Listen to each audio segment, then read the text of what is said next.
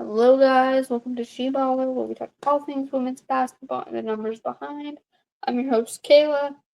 I am so tired. I am just gonna try to get through recording as fast as I can. I'm over here, falling asleep trying to get a little extra, research stuff done before I record, and I'm literally what I'm doing. I've fallen asleep over here. I had, such a late night, and I am on recording 3 of 4. So much fun. So yeah. Today, we're going to do a kind of a quick rundown, but we're going to look at the Seattle Storm versus the LA Sparks. We're going to go number by number. The Sparks came out with this, and I think this was the double overtime win. So, yeah.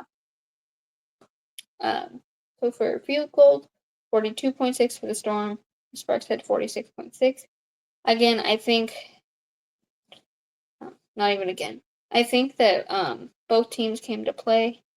I think it was going to be about who edged out who where. So some of those numbers I think we'll see.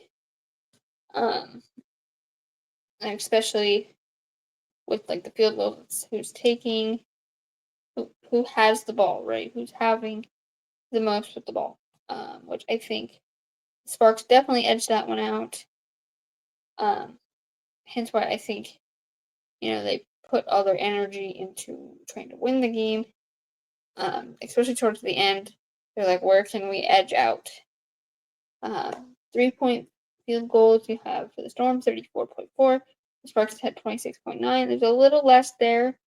But I think in terms of that, honestly, it's like the Storm has a very dynamic team. And the Sparks are still playing pretty well. So, yeah. I'm so tired. I'm trying to look at this. All right, free throws. You have 78.9 for the Storm, 76 for the Sparks. Again, two pretty close numbers. The Storm do edge that one out a little bit. So, again, I think it really came down to who edged the possession, I think, was what it was going to come down to, who was controlling the game. Personal fouls, 21 for the Storm, 22 for the Sparks. Not much there. I mean, there's really enough to talk about that one. Total rebounds, 42 for the Storm, 46 for the Sparks. Again, two very close numbers. And I think this, honestly, looking at these numbers, I think the Sparks kind of knew it was how can we be one step ahead of them for a lot of the game. So, yeah.